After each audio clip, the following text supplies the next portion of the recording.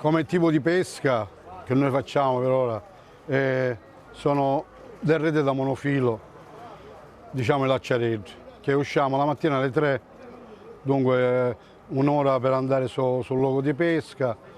Quando comincia a sorgere il sole, diciamo che fa l'alba bella chiara, tiriamo e facciamo qua, veniamo qua a fare vendita. Diciamo che ancora questo tipo di pesce ancora si pesca, sia questo che le ope, però da un anno a questa parte i delfini non ci fanno lavorare, perché soprattutto con queste o i ritunni ci vanno pazzi. Dunque ceste con combattimento, rete strappate, c'è quando ti va buona che vanno a un'altra parte e allora riesce a recuperare qualcosa. Rispetto al pesce diciamo di pregio o la cipolla o l'ombrina, diciamo che rimane sempre. Secondo me è perché le persone ormai sono abituate diciamo, al pesce sbrigativo, una squamata, bollito e via. Qua è più camurrioso perché a scaldare, a fare, a dire, c'è più spine e questo, però per conto mio io lo mangerei sempre.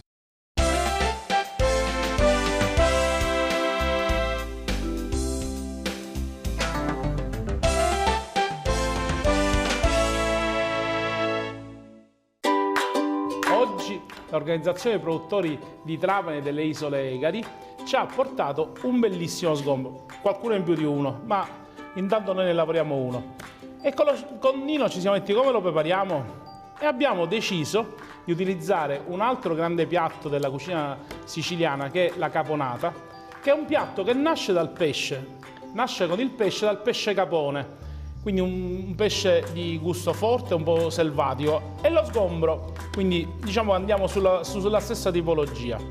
Quindi stiamo stiamo affettando lo sgombro e ora io preparo la padella.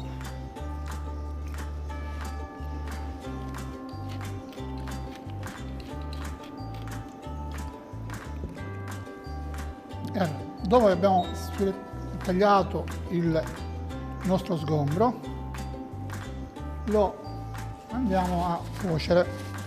Passiamolo sempre nella farina in modo tale che quando si cuoce resta più compatto. È un po' più croccante.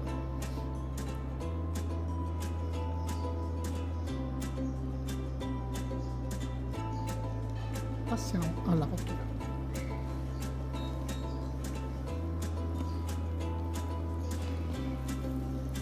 Il pesce molti amano mangiarlo crudo e fanno bene, l'importante è averlo abbattuto, ma se lo cuociamo facciamo una cottura delicata.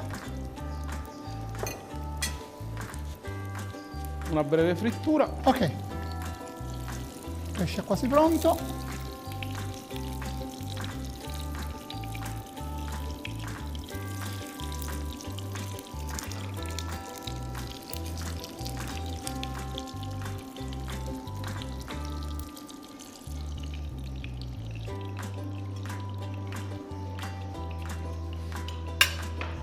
Passiamo all'impiattatura. Usiamo la caponata come base.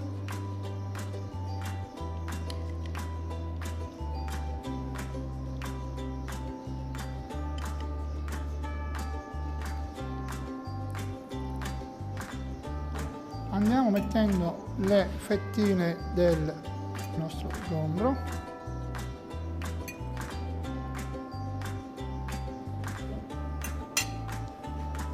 Due foglioline di basilico per dare un po' di colore al piatto.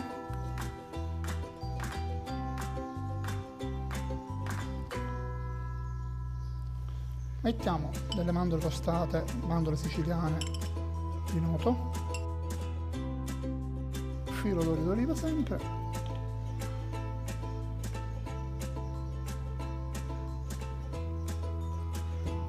ed ecco il nostro piatto pronto.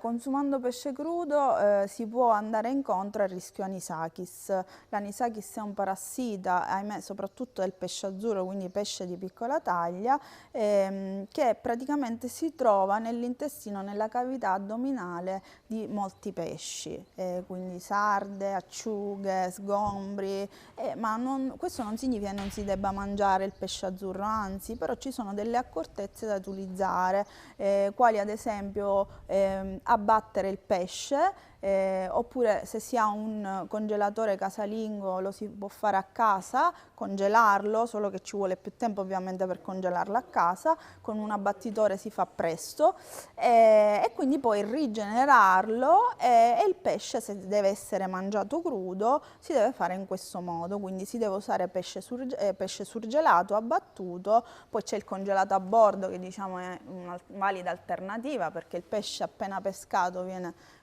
surgelato e quindi diciamo, si evita l'anisakis che con il congelamento muore, oppure si cuoce normalmente.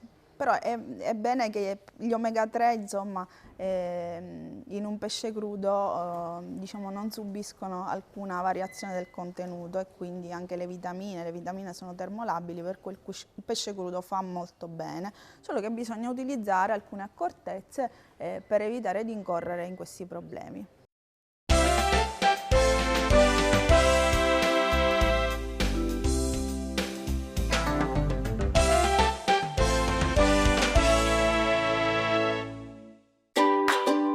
Oggi l'organizzazione produttori di Trapani e Isole Egadi ci hanno portato delle boghe.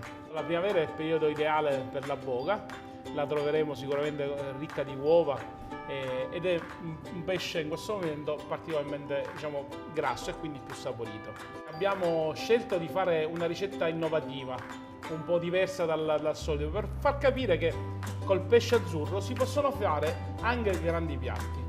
Paolo, cosa ci prepari oggi? Ciao Peppe, ciao a tutti. Farò un guazzetto con le boghe, andrò ad aggiungere una piccola fonduta di un formaggio DOP, quindi la pastella del Belice, poi farò un'altra salsa ulteriore di finocchietto selvatico, quindi quasi vado a prendere una pasta con sarde ma fatta con boghe, e andrò ad affumicare una patata che servirà da zoccolo per poi mettere tutto quello che potrebbe andare a risaltare il piatto, e andrò a utilizzare pure l'acqua di pomodoro. Vado subito spedito a creare intanto quello che è il nostro finto guazzetto.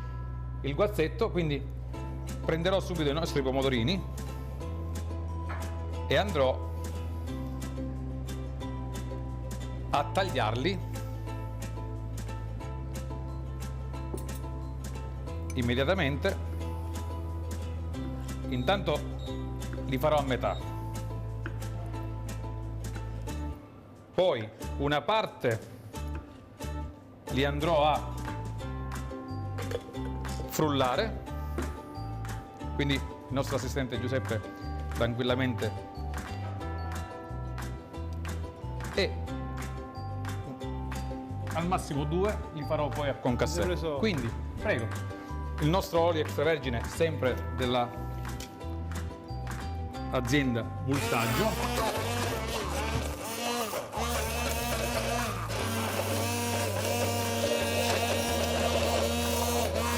Perfetto. Ok, mettiamo un pizzico di sale. Ok. Quindi perfetto. A che ci sei? Prendi il colino, e quindi abbiamo una prima preparazione che è pronta. Poi andrò a prendere il nostro scalognetto biologico che taglierò a metà, metterò nella padella con un po' di olio,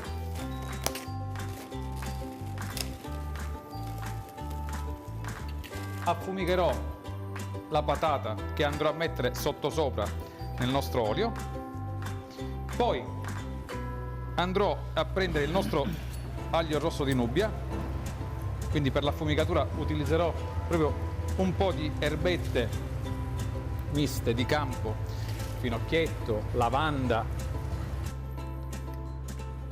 un po' di menta, quindi darò proprio quell'aroma che senz'altro spriginerà man mano con una sorta di affumicatura che andrò a mettere il coperchio. Dopo qualche minuto inserisco la mia boga. Curry, quindi una spezia che dà il suo che, e io andrò a mettere pure un pizzico di curry che poi alla fine nel nostro guazzetto avrà un suo sapore. Perfetto, quindi sta per andare via. Nell'attesa metto qualche altra, un po' di timo, maggiorana e poi metterò le nostre filetti di boga, quindi farò tutt'uno. Le uova, benissimo. Ok, il nostro piccadilli lo andrò a tagliare in quarti o anche in pezzetti, un finto concassè, proprio naturale per come, senza andare a togliere l'acqua di vegetazione o i semi. Per accelerare i tempi andrò a fare una sorta di coperchio per l'affumicatura. E allora andiamo subito alla nostra clorofilla. Quindi l'acqua è già bollente, no? Il nostro prezzemolo verde andrò a dare all'incirca 10 secondi, metterò un pizzico di sale proprio per dare eventualmente un po' di sapore. Metto il nostro prezzemolo, tra qualche secondo è pronto. Ok, perfetto. Puoi spegnere, Giuseppe? Così poi faremo stessa cosa, stesso procedimento con il finocchietto. Andrò a mettere un cubetto di ghiaccio, anche 2. Quindi qua posso cominciare a togliere il nostro coperchio.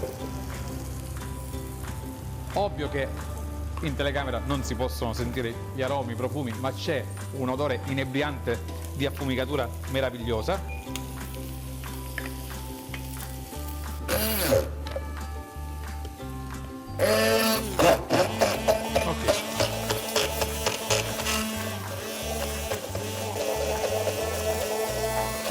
Perfetto Giuseppe, ok. Benissimo, ti aiuto sempre io. Quindi il nostro pesce è quasi pronto. Allora, in questo caso, in questa ricetta, io andrò a realizzare, quindi accosto anche un'altra ricetta regionale che, anzi esattamente sono 2, la carbonara o la matriciana. Attraverso una pancetta affumicata, in questo caso non ho utilizzato il guanciale ma una pancetta affumicata locale che andrò a tagliare a striscioline. Utilizzerò questa pancetta che andrò a mettere nell'angolino della padella per dare un po' di croccantezza. Il nostro pesce è pronto, Giuseppe, quindi la nostra clorofilla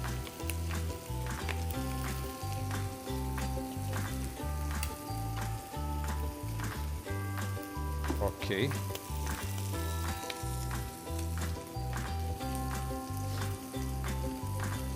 Ok. Farò vedere il verde brillante proprio da smeraldo, no?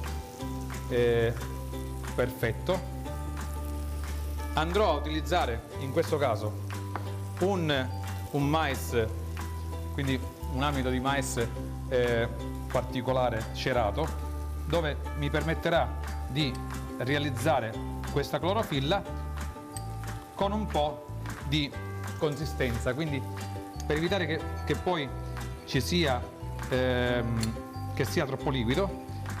Grazie a questo mais che si può utilizzare, si chiama esattamente crystal mais, non faccio pubblicità ma è così, andrò a realizzare questa salsetta che sarà neutra ma bellissima a vedersi anche come cromatura nel piatto. È già preso un'altra consistenza.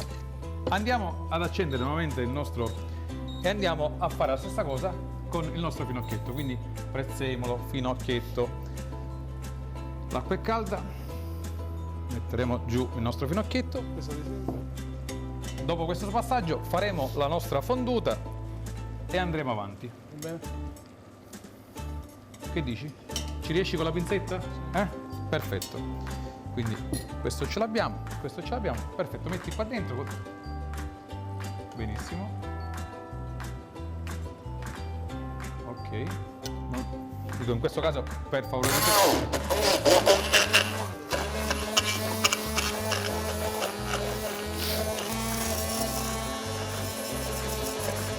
Che ne pensi? Va bene? Sì, sì. Perfetto. Ok. Andremo a fare questo passaggio anche velocemente. Ovvio che i sapori saranno due, uno di finocchietto e uno di prezzemolo. Ok. Metterò un pentolino. Andrò a mettere della crema di latte naturale per creare la mia fonduta di Vastella del Belice,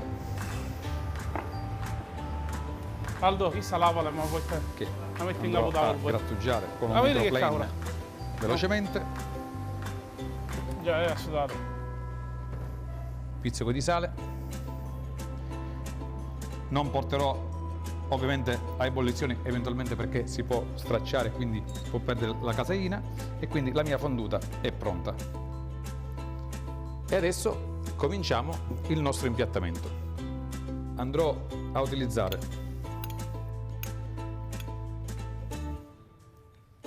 come se fosse un quadro d'autore, no? La nostra salsa di prezzemolo, la nostra acqua di pomodoro. Andrò a fare la tecnica dello splash. Faremo un taglietto alla base lo metteremo proprio come forma di zoccolo per dare pure corposità al piatto. Poi prenderemo i nostri filettini di boga che andremo a poggiare, essendo che è un secondo, quindi sarà più abbondantino. Ok. Possiamo eventualmente pure mettere il nostro scalognetto che affumicato, la nostra pancettina croccante,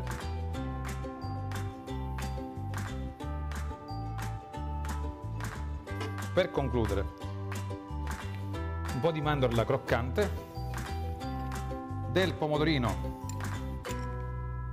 con cassè che dà quella sensazione di crudità,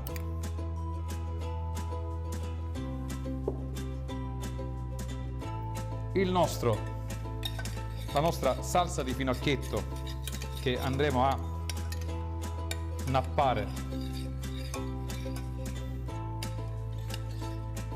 sia il nostro pesce che il nostro scalognetto, e poi la nostra fonduta